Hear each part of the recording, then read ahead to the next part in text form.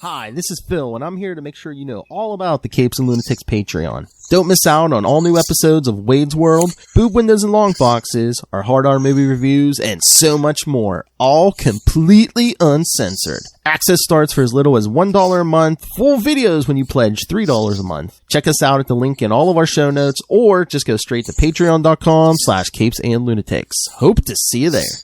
Recording has started.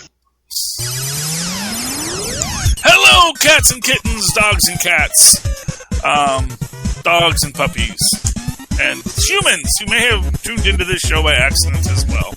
Welcome once again to Superconnectivity. I am your host, Charlie, the Professor Esser, and with me, as always, is the blue-eyed bomber from the Burger Pits. Fill me in, Perich. Hey, Philip, so glad to have you, as always. Oh, man, such a busy week out there right now. Jungle Cruise is dominating at the theaters, as well as you can in this day and age. Mm-hmm. And, I actually think that's a very interesting aspect of it. Now, you have not seen Jungle Cruise yet, right? No, I have not. Is Luca chomping at the bit to see it, or is he like, I could take or leave? He's seen the trailers, he's seen the commercials. He really hasn't been asking me to see it, so. Okay, well, yeah, if you're not a Dwayne The Rock Johnson fan, you're not a Dwayne The Rock Johnson fan. But there was a lot of talk made about the fact that this did outperform both Fast 9 and Black Widow. And I think that there's actually something very interesting about that, because I get the feeling that because it is a family movie, if you take your family to see it, if you are going to go to this film as a family, you have to buy tickets for each family member. Whereas, for the most part, people who are going to Black Widow probably aren't necessarily bringing their whole family along. Same for Fast 9, some families are. I'm not going to act like, in fact, Fast 9, it's all about family.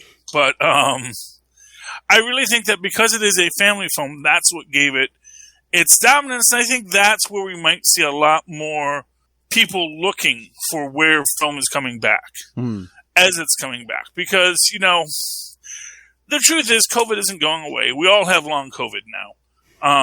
And we're going to have long COVID for much longer than we thought we were. Florida's doing its best to keep COVID alive. You'd think it was on their endangered species list. If only they protected the Everglades as well as they protect the COVID virus. But yeah. Well, they want to make it political. It gets political, and it shouldn't be. But anyway, no, I think that is a telling thing. I did watch Jungle Cruise. I loved Jungle Cruise, both because, of course, my favorite Weird Al Yankovic song is Skipper Dan, which is not used in the film at all, but now I'm waiting for the mashups of images from Skipper Dan being used in, or images from Jungle Cruise Ride being used into mashup videos for it. So I'm very excited about that. I also really love that they went out of their way to capture what you think about when you think about the Jungle Cruise Ride and making it into something that felt like a movie. So, on just a ton of levels, it was really great. It does have, you can watch it and go, oh, Pirates of the Caribbean. But it's like, no, but this is in the 1900s. So, industrial pirates of the 20th century. Steampunk pirates of the 20th century, of the Caribbean. So is this like Black Widow? Is it like where you can go to the theater or you can pay the $30 to watch it on Disney Plus? Yeah, and I paid $30 and I watched it and it was great. It was great there, but I would have been happy to see it in the theater.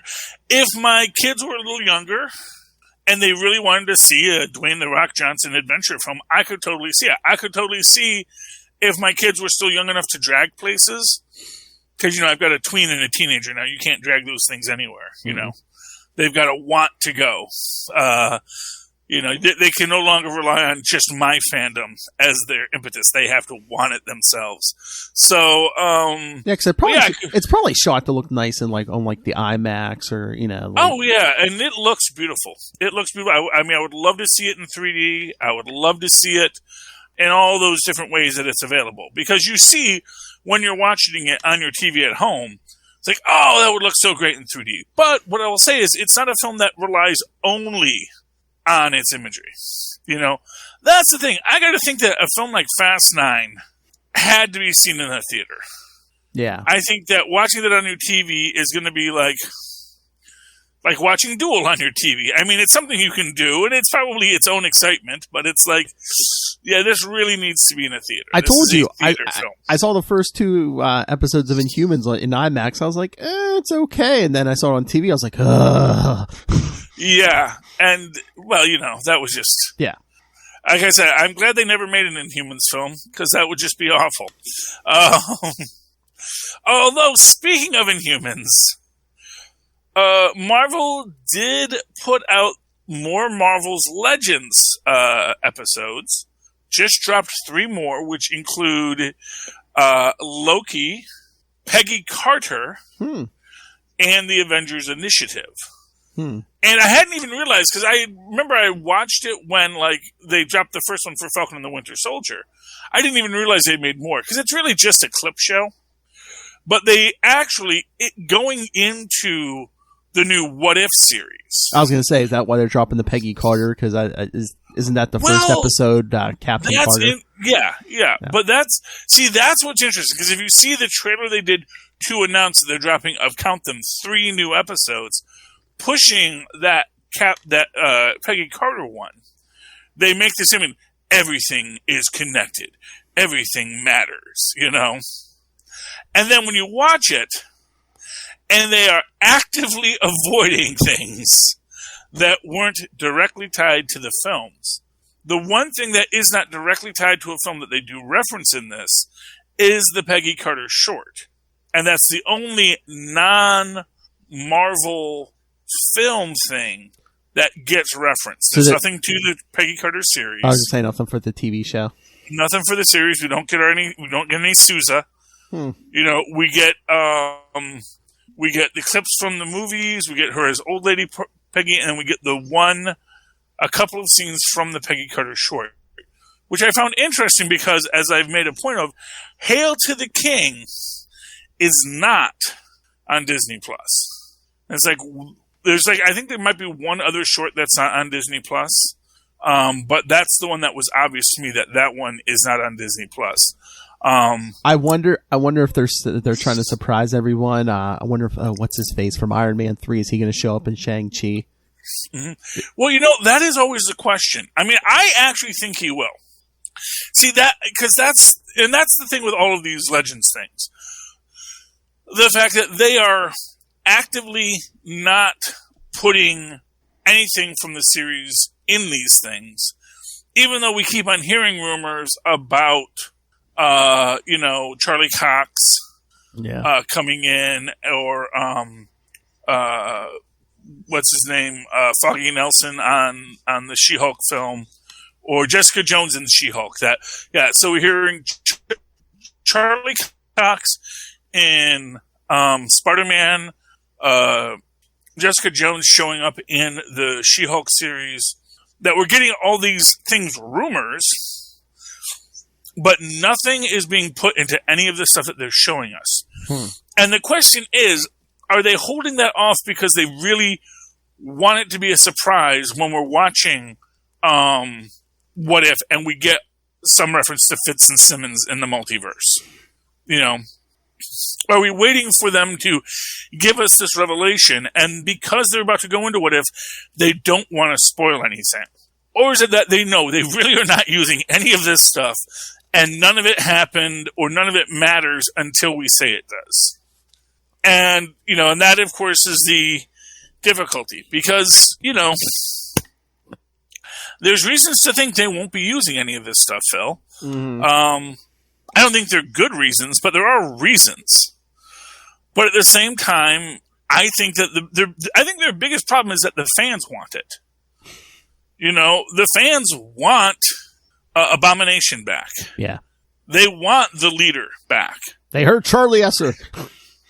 Well, you know, they do. And look, you can say it's just me, Phil, but I know other nerds who aren't in my direct podcast circle. I'm on the boards. I was going to say, I just hear you consistently. You're the one I hear consistently. Well, yeah, because I'm very vehement about this. And the way that E-Man from E-Man's Movie Reviews is adamant about recasting T'Challa, I am adamant about integrating the television properties into the MCU, into the larger MCU.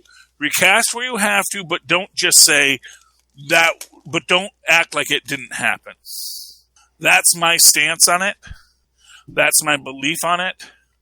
Whether or not that's going to be the reality, I don't know. Just like E-Man doesn't know. E-Man was very upset because apparently someone said that there is an Easter egg in the images that were released from the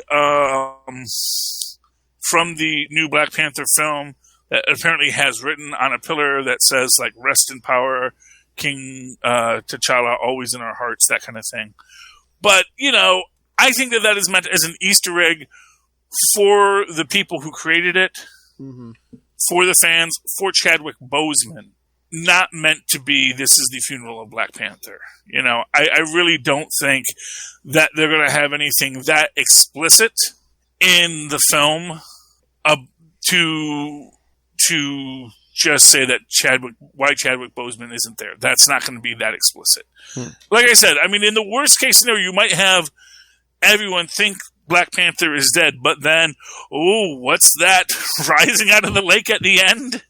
You know, after it was T'Challa's mother pretending to be Black Panther the whole line, but wait, who's that? So, yeah, there's going to be stuff that comes from that. And I think they're waiting for What If, because I think What If is going to be their get out of jail free card. Because I think a lot of that is going to be within this idea that there is crossover and that there are things that have happened in one universe that maybe didn't happen in another.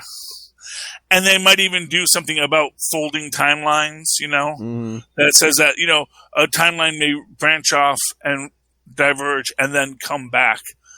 And this leads to, you know, your Mandela effects, as it were. It's like, what? No! You know, what's his name? Phil Coulson died. Everyone knows Phil Coulson died. And of course, that's the thing, is Phil Coulson lived, but then he did die. And now there's just Max Coulson running around. So maybe we're going to get some stuff that's like, you know, well, I'm not Phil Coulson. I'm Max, his twin brother. Like I said. Or we'll get a T'Challa who looks kind of different. Well, yeah, well, we'll definitely get it. I mean, I do think we'll get a T'Challa that looks different. I don't think, because here's what I'll say, if they had already established Storm, yeah, if they'd already established, you know, you could go into Storm and T'Challa's child. You could say stuff happened off screen. But, you know, they're just now going to be possibly introducing Storm in this film. You know, and whether or not they're even going to do that is debatable. And there are people like, we want Storm to be introduced. Other people are like, oh no, save Storm for when we can really introduce mutants in their own film. I think you need to start introducing mutants elsewhere in the universe. And as I've said, it will not surprise me if when we get to Eternals that we don't get both Rama Tut and Apocalypse in Eternals. At least in throwaway mentions or something that's hinted at in the background. That the idea that Apocalypse and Rama Tut are in this world that is spanning this space and time, you know? I mean, at some point, didn't Apocalypse have a connection to the Celestials? I mean, we're getting Celestials and Eternals. Well, Apocalypse has connections to everything. Because, and that's really, you know, the thing about mutants is, unlike Eternals, they are homegrown superhumans. You know, there's nothing that the Eternals did to create mutants. Mutants were just the natural progression of humans. Which, you know, like the Celestials made the perfect humans that are all superpowered beings, you know, and created the Deviants, which are also that. But as it turned out, humans always had that genetic potential within them to be mutations and to, you know, change what they could be in extreme circumstances. So I think that's where they're going to unfold a lot of that stuff. We might get references to stuff like that in Shang-Chi, because I think that is the next one. I'm looking forward to that. I'm looking forward to see because I'm sure Val will be in that as well, because I think we're going to get a lot of stuff in that. I think we might get some stuff with Jimmy Woo, with, there was somebody else someone had mentioned recently who was another one of these. You know, you have Shang-Chi, you have Jimmy Woo, and then there was like maybe I'm blanking on who that was, but the idea of these secret organizations, you know, that are running these long cons behind the scenes. So, like, you have Shang-Chi taking over the 10 Rings. You have Jimmy Woo secretly the head of Atlas, you know. Maybe we get to meet Venus. I want Venus in there. Because they're going to be introducing Zeus and Love and Thunder, so might as well get some Venus and Gorilla Man in there somewhere. That's what I say. Was there anything else that was exciting this week that you want to talk about in pop culture, Phil? Did you say something about you want to talk about Legends? No, we did. Well, yeah. Talk about the Marvel Legends. Like I said, it's not much. It's a clip show. Yeah. You know, it's fun, it's neat, but it's a clip show. It's like, hey, remember all these things that these characters did? And I realized, like I said, they did a bunch of them. So they did Zemo, which was kind of boring because we only had one thing with Zemo. We did our Winter Soldier stuff, which was fun. I mean, I think they just do those for like the people where it's like, hey, you want to jump into the Marvel Universe, but you know, you're not going to sit down and watch 23 movies. It's like, here's the highlights of this character. Yeah, here's one thing I do want to talk about Zemo, because it's like people keep on forgetting.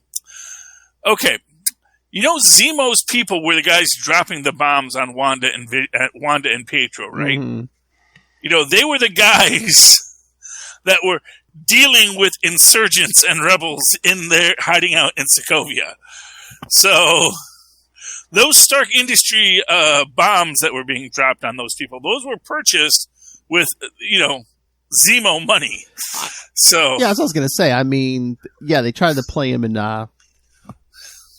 Civil War, as a tragic figure. But, I mean, he wasn't a nice guy, as we found out in Falcon and Winter Soldier now. Oh, yeah. Well, that's what I always say. I mean, that's the thing is, royals are never good people. You want, and really, I'm going to even say that about T'Challa, about the King of the Inhumans, about Namor, which they are saying Namor is going to be in the Black Panther. Oh, boy. So, well, I've heard Namora. So people said, oh, this person was cast as Namora, which is like, okay, well, that's interesting. We still haven't explained those undersea earthquakes. Yeah, or it's under the ocean. We ignore it because really, maybe you should. Maybe don't stick your nose in the ocean. Okay, there's certain things that maybe we don't need to investigate. Well, in the beginning of Endgame too, they were just like, we got a lot of fires burning. Let's that don't come out of the ocean. We don't worry about it right now. Mm-hmm. Sometimes you gotta say, well, is it coming out of the ocean? Are there tsunamis? Are there, Scarlet, she wants to deal with it. But, she won't be dealing with much anymore, so we don't have to worry about that. I mean, hopefully soon we'll get our crack team who investigates this stuff, undersea quakes, hey, there's strange seismic activity under a island in the South Pacific. Is that where Monster Island is? South Pacific? Yeah, South Pacific, yeah. Yeah, well, if only we had, some agents of some sort of organization that could be entrusted to protect the world as if they were some sort of a shield. Spear, that was the other organization I was thinking about, was that we could get, when we get to that, we're going to get Jimmy Choo and Atlas, and then also someone from Spear coming in. Because Spear, of course, is the Eastern branch of S.H.I.E.L.D., of the ancient Brotherhood of the S.H.I.E.L.D. Well, I wonder, too, we're going to be getting Secret Invasion. I wonder if that's kind of sort of being kept hush-hush, that maybe they're going to rebuild S.H.I.E.L.D. there, with, Nick Fury and everyone. Maybe they'll bring Coulson and the others in, but maybe we'll also get, our Clay Quartermains and stuff like that. I mean, we're going to need a S.H.I.E.L.D. Or a hammer. Norman Osborn, Iron Patriot. Just skip the whole Green Goblin. That's my recommendation with Norman Osborn. Just skip Green Goblin and make the fanboys cry. That's that. I want them to just do Iron Patriot, Norman Osborn, and his Dark Adventures. That to me, that would be chef's kiss. Or he just does Iron Patriot first, then like the whole movie, they're like, "You're a monster, you're a monster." And the end of that first one, he's just like, "You want me to be a monster?" And he pulls on that green mask. "I'll give you a monster." Yes. Yeah, that would be great. And it should be a really great rubber mask too. Mm-hmm. I want the rubber mask. Yes. Oh, that was one of those weird things where there was like a time where they weren't quite clear. Is it a rubber mask or does he actually turn into a goblin? And they were very ambiguous about that several times throughout the series. So at least that's my feeling on it. I don't know. What's yours? Do you want to talk some comic books, Phil? Yes. You have a lot. Yeah. Because I also found a bunch of my comic books I hadn't read in a while. Mm-hmm. So let's get these out of the way. Checkmate 1 and 2. Okay. I read them. I read those. So, and again, this Manhunter guy, he's basically, I guess, pulling that whole Agents of Atlas thing of we're going to protect or actually it's really the Ra's al Ghul thing, I guess. We're going to protect the world from itself, and we had to destroy all the spy agencies to do it. Yeah, he was basically like, the system has been corrupt, and it hasn't been doing the world too much good. So I'm gonna tear it all down and build a better world. Yeah. Yes, and it's that just sounds great, and I do love just the idea. I love in the second issue where like the young person's like, "What is it with your generation and Superman? You guys all seem obsessed with Superman," and he just like. You do understand we exist only because Superman has decided to let us to exist, which is that great deconstruction of Superman. It's like, yeah, Superman, he's a force for good and righteousness and justice and truth and a better world.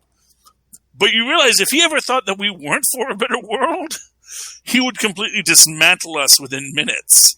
It is just the fact that he has decided that, okay, gonna let it play out, gonna see what they're gonna do. And I mean, now it's like, Bendis, of course revealed Superman's identity, so it's like, hey, look, Superman was hiding under our noses the whole time. He can disappear at will, and you'll never see him coming. Yeah. But also along those same lines, everyone now knows that he's married to Lois Lane, so be careful with Lois Lane. We all saw that episode of Superman the Animated Series where Intergang kills Lois. Don't be Intergang. Manhunter, don't be Intergang. And they dropped off Damien at a high school. I guess because that's where you belong, little Damien. Get back to school, kid. Everybody being mean to poor Damien. And, yeah. It's a little hard to follow because they jump around a lot in this book. Mm-hmm. And the whole, are you the ticket to the snowman or something like that? Or are you the snowman's ticket? That was, at first I'm thinking, are they like referencing Falcon and the Snowman? Which was a 1960s little spy cat and mouse. I forget who's in it. I want to say Walter Matthau's in it, but I don't remember. But I kind of was reading that, and like no one is mentioning Falcon and the Snowman, but they also like, well, because she's a spy, and this is like some spycraft. So I was like, so is that supposed to be a reference to Falcon and the Snowman? So I don't know. I was confused. What did you think, Philip? I liked it. Yeah, I don't think they've explained that snowman thing yet. Because remember, originally the person who did the whole started this whole Checkmate thing was Bendis, so of course he was dragging his feet on a lot of stuff. So we didn't get a lot to explain. Well, I mean, Checkmate existed before Bendis. Yeah, no, but I'm just saying this current stuff with Manhunter and stuff. Yeah. Yeah, I mean, it's cool. I mean, I have no problem with the new Checkmate. It's kind of got that. It's kind of got that like post fall of S.H.I.E.L.D. Nick Fury's running S.H.I.E.L.D. out of Black Ops sites by himself kind of vibe to it, which I enjoy. Oh, and this week's Justice. Well, it was continued from last month's Justice League. Green Arrow and Black Canary get attacked by some assassins, and I guess it's going to tie into this Checkmate stuff. And Black Canary's like, "Oh, we're going to have a long talk about this Checkmate stuff you've dragged me into without even telling me." I saw in the thing he has to get her a good anniversary gift, so obviously He's in the quiver. He's in the dog cave. Robin issue 4. He's still alive, Phil. I know. Apparently it wasn't Batman who rescued him. It was his pet demon Goliath. Oh. And then we get to see Ra's al Ghul. Yep, Grandpa.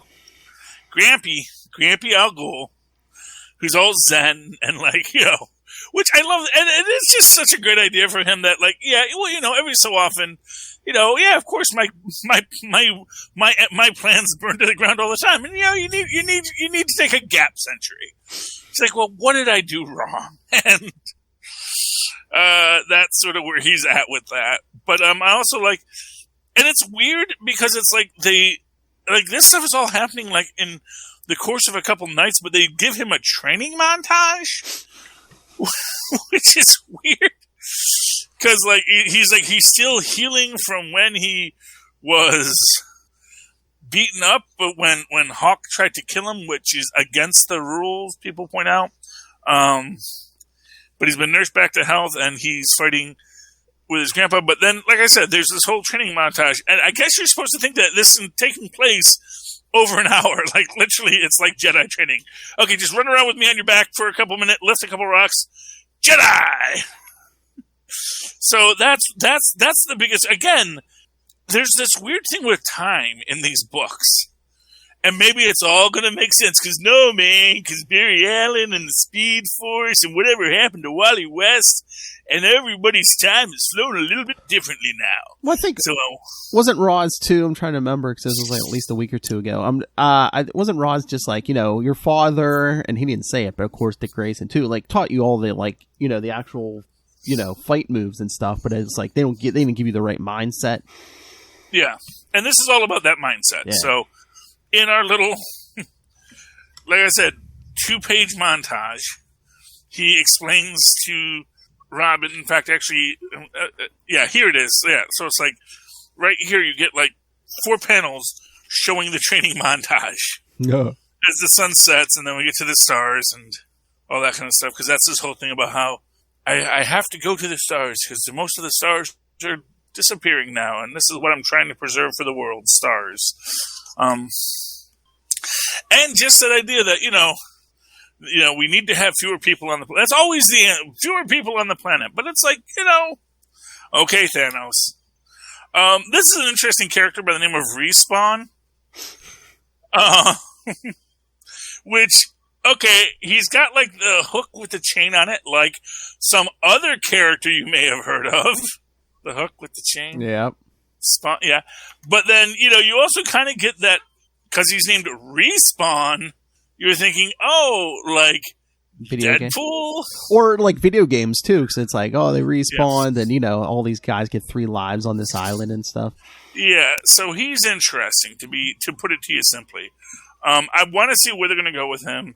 He kills, what's her name? The girl Wilson daughter. Oh, Teen Wilson? Rose, yeah. Rose Wilson, yeah. And, so that's that. So once Respawn kills her, then the games can actually begin, because now everyone has had their one death, and now we can all start, and everyone gets their 2 deaths. And you can leave after your 2nd death, but your 3rd death, that's permanent.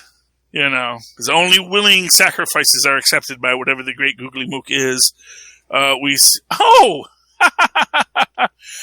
did not even realize that. It takes place in Corto Maltese. Mm-hmm. Do you know where the Suicide Squad takes place? Is it Corto Maltese? It is Corto Maltese. Oh, nice. Yes. So, yes, you called it, Tristan. Oh, no. So, there we go, that. Oh, no. I wonder if eventually in the comic, are we going to get Damian on the Suicide Squad? I mean, maybe. I don't know. But there's this whole thing where these 2, the Assassin's Guild and the League of Shadows, they trade some Lazarus resin for a book. And Damian, just being a total kid's what in a book could be more valuable than immortality? It's do you even live in this universe, Damian? It's a book with secrets. You know, of course it's more valuable than, just something that'll bring you back to life once or twice. Yeah. You know. But he gets visited, of course, by the ghost of Alfred again. And then, before he's going to go attack a bunch of ninjas, he gets visited by the Bat Fam. So that's how we end this issue. I am enjoying Robin. It's sticking around. It's worming its way into my heart, Philip. Yeah. As well, a book like this should. Do you have a book you want to call out? That's a lot of good stuff. Oh, I'm sure you read Immortal Hulk 49. Yes, I did. Where did I put it? Did you see it next? One of the ones. Of course, 50 is going to be the finale for Al Ewing. Did you see? I guess they're skipping next month and then just going straight to October for the finale. Oh, okay. Yeah, in the letters page in the back. Yeah. I mean, this one was all text-based, which was weird. It was neat.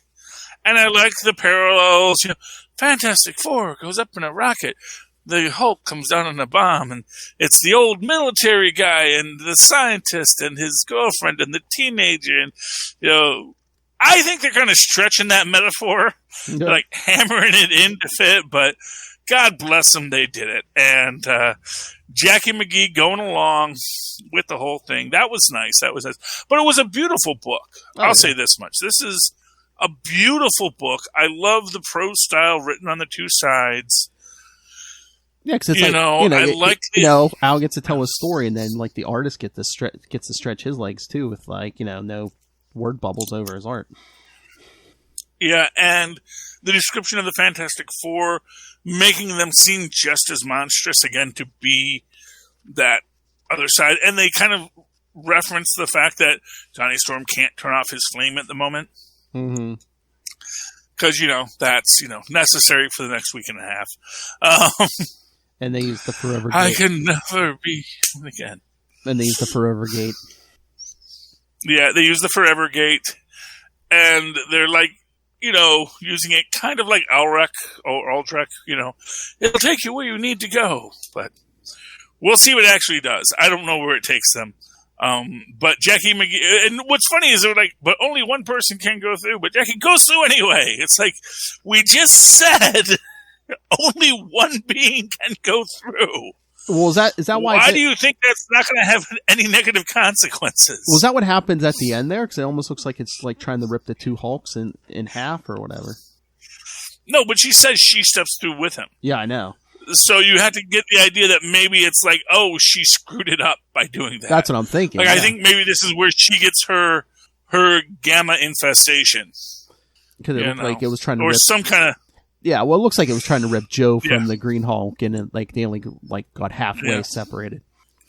Well, speaking of gamma infestations, we can talk World War She-Hulk. Oh, okay. Which was. I don't want to say it's disappointing. It's not disappointing. It's great. I just wanted more of what's going on with She-Hulk.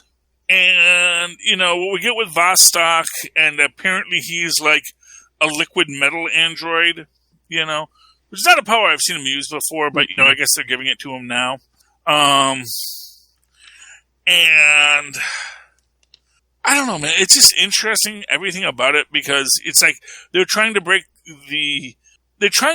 She-Hulk, and it's like, okay, this is a person who is constantly dealing with a Hulk persona, arguably more than one Hulk persona, and you're just like you're freaking Doc Samson and the Ringmaster, just gonna go right in there and fix it. It is a little bit far-fetched, in my opinion. I agree with you 100%, but all I'll say is you probably have a better chance of success with Jennifer Walters than you do with Bruce Banner. Oh, yeah. If you're going to do it, do it with her. Yeah, I'm not even sure if we got a success with this, because really, all they kind of did was, maybe arguably kind of like... changed her outer appearance. Kind of like Professor Hulk. Yeah, they unlocked Red Jen Walters She-Hulk when she's a blonde. Dear God, she's a blonde, Phil. You know, she's a big-bosomed, muscular blonde.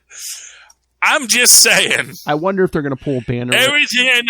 I wonder if they're going to pull a Banner with her now, and she's going to have multiple Hulks inside her. Is she going to have like multiple personalities now? DID. Have Red Room Hulk? Yeah, who knows? Well, you know, or she's just going to actually start reciting, you know, contract law again. You know. Because that's obviously what it's going to come back to. Because that's obviously, this is her focus, is that she's a professional lawyer. She has built her world on holding structures and understandings of things in her mind. And all you really do when you bring out the Hulk is annoy the lawyer. And, you know, you think a Hulk is bad, wait until you get a lawyer on your case. No. That's when you have to worry, Philip. Is there any other Marvel books you want to talk? I got my 3 indies here. Well, before we get to the one... I got my 3 indies and one more Marvel book. If you haven't read it... From me. If you haven't read it, you have to read I haven't read... Guardians of the Galaxy Annual #1. Oh, God. Yeah, I saw that. I was thinking, oh man, I should read that because I actually just looked at the down. I had so many books I was trying to get through. I just looked at it. It's part of the Infinite. Who's Hercules fight? That's the guy's calling himself Prince of Power because even in this, Hercules is like, hey, that's my name, and Prince of Power is like, oh, you're an old man, and we get the origin of Prince of Power. Well, I mean, technically, yes. Yeah. It's like I am several thousand years old, but that's still not nice, young man. But no, it's just funny because Prince of Power comes from the planet of Muscula.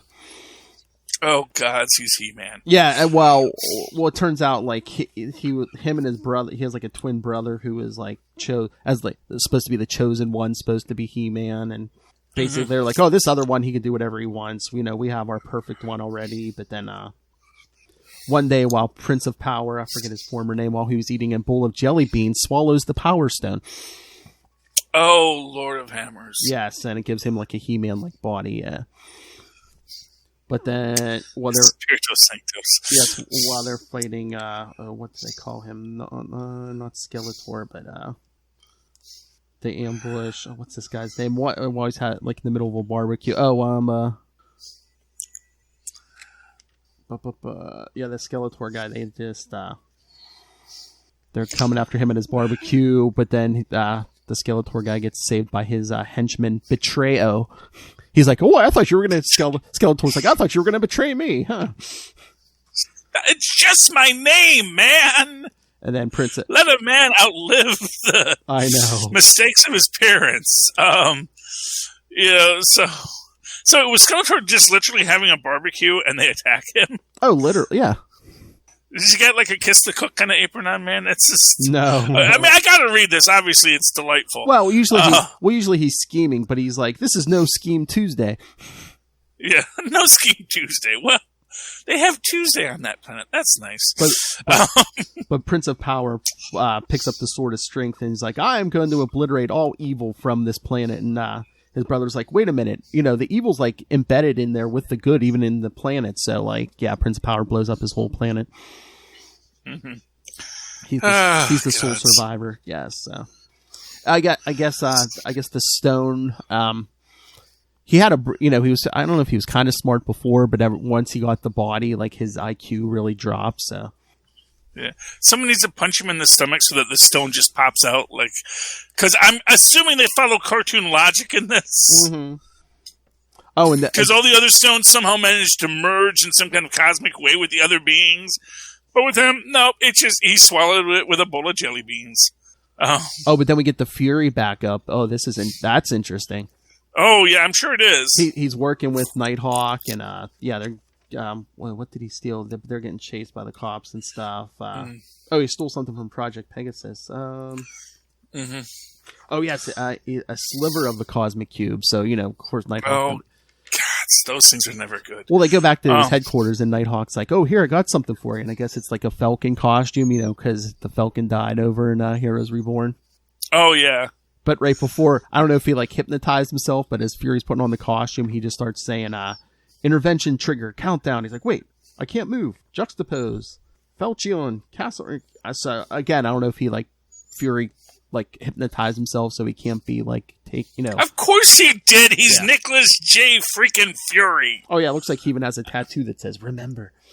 Oh yeah, you got to have at least 2 of those, man. Mm-hmm. Has one tattooed inside his eyelid of his bad eye, just so he sees it. Remember who you are, Nicholas. But yeah, I mean, while they're getting chased by the cops, like Fury's thinking, he's like, yeah, I don't know if this is how Nighthawk got him at first. He was just like, yeah, over in the world, Nighthawk saw, my father became like president of the United States instead of just like, disappearing under mysterious circumstances, and branded as like, a traitor or something. Yeah. It's interesting. I do wonder how they're going to square this whole circle at the end of it. He's still in LMD with no belly button. That's one thing I'll say. And, but then again, so is Phil Coulson in the MCU. So who knows where it's going, Phil? But yeah, I knew that whole mind hypnosis wasn't going to work on Nicholas Fury. Oh yeah. I knew that. It's like, because not for nothing. It's like twice a week people are trying to mind control me. Yeah. I'm a freaking spook in a sci-fi universe. You really think that the Faustus method? It's like, yes, I know. I have a file on it. I have literally sat in a room with Dr. Faustus himself. You don't think I know what you're doing. And, of course, in that kind of situation, it's always just best to play along. Because if you don't play along, they're going to just keep on doing it. But if you just say, oh, yeah, no, totally 4 lights, man. Can we go now? Are we done? Are we done here? It's like, that's always that thing with the whole 4 lights thing. It's like, why don't you just say, or 5 lights, 3, whatever. However many lights you want me to say. That's how many lights, okay? Because you want me to see 4 lights. Well, that's not going to happen because you're a lunatic and you're just being kind of a sadist right now. Your mother would not be proud. No. That's what I say. Oh, hey, before you move on to your indies, did you read Savage Avengers 23? Yeah, that was actually what I picked up, Savage Avengers. Nice. And we can talk Sinister War if you want to. I mean, it was good, but most of Sinister War number 2 it was like a big punch 'em up. Yeah, and I think I picked it up in the store and just said, But anyway, I like this. I guess Shema-Gorath is dead now? Is that what we take from this? That basically Doctor Strange puts Shema-Gorath out of his misery? I would assume now. Yeah. Yeah, but then binds up the killing dagger with the Crimson Band, so that's coming back. And I think we're starting to hint around at the death of Doctor Strange, too, because what was that in the beginning? Oh, yeah. He's like, the last days are the worst as he's coughing. Well, to be fair, it's, it's like, gee, he might die again, like the ancient one does occasionally. Can I say what I love about this is Pirate Conan. Oh, okay. Pants and buckled shoes, and he is just rocking it. He's like he doesn't have to always wear a smelly loincloth. That's not like a personal statement, He's like, no, these are nice clothes and they're very comfortable. I like the silk on the inside of my muscular arms. Can I just say my favorite part is when Doctor Strange, wants a more subtle way to get the Shema-Gorath, so he needs access to the nexus of all realities. So he visits the Swamp Thing, and how does he pay him? Gives him a cupcake. Everyone knows. Everyone knows Man-Thing loves cupcakes. And just... even see. I know. Love cupcake. That little heart, yeah. Cupcake. He likes chocolate. I don't know. I don't know what Man-Things eat. I can't see any reason for them not to like chocolate. And the fact of the matter is clearly Doctor Strange knew, what Man-Thing loves? Cupcakes. And I think this is going to be a kind of thing. This is the kind of little note that is just going to be a story going forward. That's just always going to be a thing. Every writer is going to say, well, if you give a Man-Thing a cupcake, it's going to be dessert. He's going to let you... It's going to be dessert every time. Yeah, he's going to give you access to the nexus of all realities. And I actually kind of like Doctor Strange. Like, I've come to understand maybe you're an important thing. You're part of the balance of the cosmos. It's like, yeah, great. kill me anyway. And then we see we've got the ex-Nazi guy. He's been resurrected again. And Conan's like, well, I guess I'll cut off his head again. And, but now Shemagorath, again, someone's got a citadel in New York City. Because, as you do. Remember when the New York City was turned into a desert with pyramids everywhere? Like 3 weeks ago? It's got to be like, it's just like, yeah, I know. It's a floating citadel in the sky. They pass. I love when Conan comes into Doctor Strange's, like, at the end of the last issue. We see it here, and he's just like, you see Shamagorath there. He's like, this is why I don't trust wizards, Strange.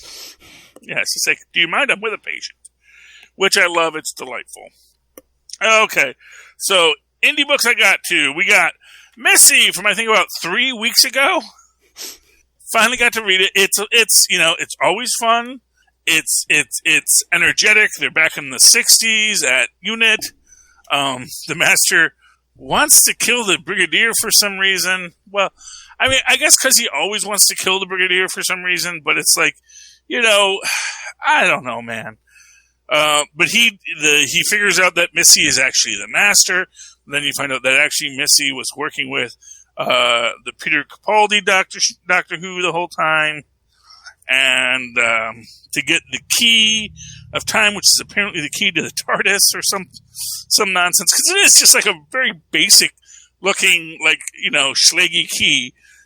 And we see at the end that she does give Doctor Who the key back, the key to the TARDIS, but she makes an impression of it so she can make her own key to the TARDIS. So I hope we haven't seen the last of Missy. I'm hoping they're saying that, the current Doctor Who is ending if the actress who played Missy comes back as Doctor Who. I would not be opposed to that. We all have faces we can choose. I thought we all agreed it was supposed to be Maz Manzoor. Maz Manzoor, he's a busy man, Ah, true. Sounds like a plan. Have a good night. I would love Maz Manzoor to be Doctor Who with all my heart, because then I get to be a companion. Oh, nice. And that's the job you want. You want to be the companion, because you want to just say, what is it, Doctor? And without a doubt. I don't know. Yeah, without a doubt. That's cool. So my other two books this week are monster books. Ooh. We have Elvira Meets Vincent Price and American Mythology Monsters, Issue 1. What do you want to read, Phil? I didn't read either, so tell me. You pick. Okay, so American Mythology, number 1, because I'm going to save Elvira for last because she's awesome. Unless you have another book you want to do, man. No, Okay. I have a lot of books, I know. This is your classic black and white tale. It is 3 tales told as part 1 of 3, so we have to get more. But each one is also a nicely self-contained little black and white horror tale. First one is a guy who's got, like, a hole in his hand. That's, like, because he, like, gets a sliver in his hand, and he's like, oh, man. Then he digs the sliver out, and there's a big hole, and he looks in the hole, and he's like, he can see there's something in there. And then it turns out the doctor he goes to is part of a weird cult who've been waiting for the door to the passageway to the universe outside of the Eye of God, where they can be at peace, and they kill the guy's wife as a blood sacrifice for the opening, so they can go to the place beyond the Eye of God, and of course, that's a different one here. And of course, the tentacled monsters of doom come out of the guy's hand and eat all of the cultists and take the poor guy's pinky too. Wow. And somehow I thought there was a scene here where the cops come in and arrest him, but maybe I'm wow, how am I misremembering something I literally just read? Anyway, and then the next one is an old coal mine union boss wants to get the union organizer in trouble. He hires a guy to sort of frame him or to take pictures of him stepping out with his mistress, but make sure it doesn't get tied back to him. I want to make sure I don't show any of the naughty bits in this. But they basically, as they're talking to them, the guys wind up all horribly murdered. And then you find out that the guy that was hired is some sort of mystic being who puts people in bad situations and bad judgments, and the evil coal boss goes to jail, and our well-dressed evil trickster goes on to his next thing. The last one is Jade the Vampire. This was actually pretty cool. It's a little overwrought. Basically, woman's family has a rare blood disorder that causes the blood to lose nutrients and eventually start digesting the body. She thinks she finds a cure and injects herself with it. Kind of like Mobius, if I'm not mistaken. But, there's this whole thing about her grandmother who's a big believer in voodoo. She gets put in her grandmother's crypt, but then she comes back as a vampire! She's about to attack two poor innocent nerds on the beach, but then, fortunately, a rich white lady comes in and almost runs her over and yells at her. So she eats her instead. And then she's not a decayed corpse anymore and steals her car. Yay! Eat the rich, kids! And finally, Elvira meets Vincent Price. Man, the expanding Elvira-verse is a delight. Because you see her trying to pitch a new horror series based on all of her crazy adventures, Elvira in Hell, Elvira versus the witches, etc., etc. And then you find out that she's having these dreams where she's clearly being attacked by this person, Cleopatra, who I think showed up in a previous book and maybe ran off with Dracula. I'm not quite sure, but it sounds familiar in my Mandela-affected brain. And then, of course, Vincent Price is visiting her in her dreams, and he needs her help to say. And honestly, it's like a Scooby-Doo episode come to life, where she's just like, Vincent Price! And he manifests in the physical world. We find out that the writer who seduced her has now teamed up with Cleopatra to sell all of her ideas and adventures, but with Cleopatra as the new mistress of the dark. So she's very upset by all of that. And her and Vincent Price, because they have to find The Rise of the Ram, which is apparently a lost media bit, because I've been doing lots of lost media stuff on YouTube lately, so that's fun. And turns out this film was supposed to have never been made, but someone panned it before it was even released, and then they said, actually, that film never got made, so you panned something that never existed. But now Vincent Price is saying, actually, it does exist. We have to find a copy of the tape, or the world is doomed. And, of course, Vincent Price is breaking the fourth wall a bit, too, as Elvira often does, and says, well, I could tell you why we have to find it, but I don't think the audience can deal with that much info dump in one time. No. So, basically, they find the guy. He says, don't say the name of the film. Elvira says it, and he bursts into flames. And then, what's this dude's name? Amun-Ra shows up to kill them all. And issue 1. Elvira meets Vincent Price. Buy it, because I said so. It's a good, fun book. Enjoyable on every level. And I'm glad I read it. And that's all the books I read this week, Philip. Nice.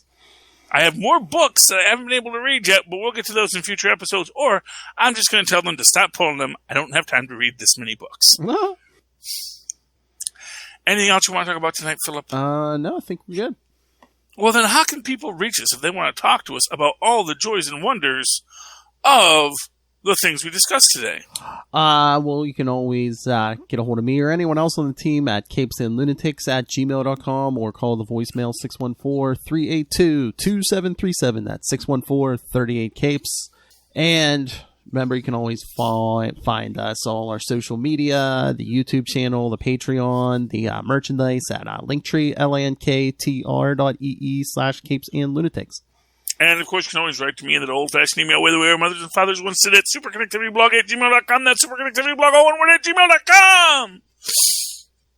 And follow me on the Twitter as I live tweet things when I feel like it. Not Legends of Tomorrow as much as I would like to, because I just forget to. And I'm kind of losing interest, even me. And I guess they're getting one more season, so okay, good for them. But Stargirl's coming back, but premieres on the 11th when What If drops, and we're recording our big What If episode. So Stargirl, yeah, doesn't it come back on August 11th? I think it comes the day before, I believe. Oh, well, then maybe I'll have time to tweet it. So, hey, watch for that. If it's on and I'm there, maybe I'll tweet it, because I would like to, because I like Stargirl still. And that is at Charlie Esser. That's CharlieEsser. Look for the 2 E's in the middle. For quality. Bing! Thank you, Maz. I love that Maz is on every show. All right, friends, that's been another episode of Superconnectivity. I really hope you've enjoyed connecting with me. I certainly hope you come back next week and super connect with us again. Good night. Next week is the big What If episode. Yeah, that's right. Next episode, yes. We'll be reviewing the first episode of What If. Well, is it the first episode, or are they dropping did you say, are they dropping a few the first week? Well, I know it's at least the first. Okay, yeah, I was going to say at least the first episode, and then we'll talk some old What If issues, so. Yeah, and our favorite What Ifs, and we do have a lot of them. I mean, there's 2 regular series of it, and then they've done a bunch since then, too. I know, there's a lot of What Ifs. The best ones are Captain America Revived Today.